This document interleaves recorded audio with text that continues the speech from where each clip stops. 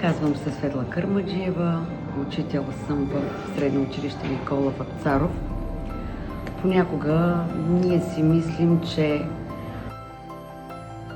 големите промени започват с големи решения, а всъщност не, напротив. Аз се убедих, че те започват в една класна стая с един въпрос от дете, което те гледа жадно и очаква отговор.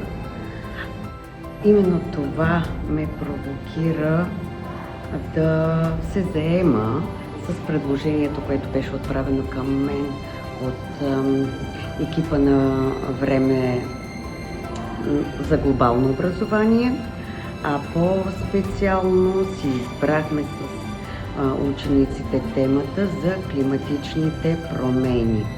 Обсъждахме, всъщност ние я усетихме тази тема с въпросите, които ми задаваха децата, с това, което научавахме, обсъждахме, да, често спорихме, но всъщност мисля, че в края на проекта, с който се занимавахме, спокойно можем да кажем, че, т.е. аз спокойно мога да заявя, че днес децата знаят, че всяко действие има значение и всеки техен избор оставя една голяма следа и всички ние сме длъжни и отговаряме за промяната.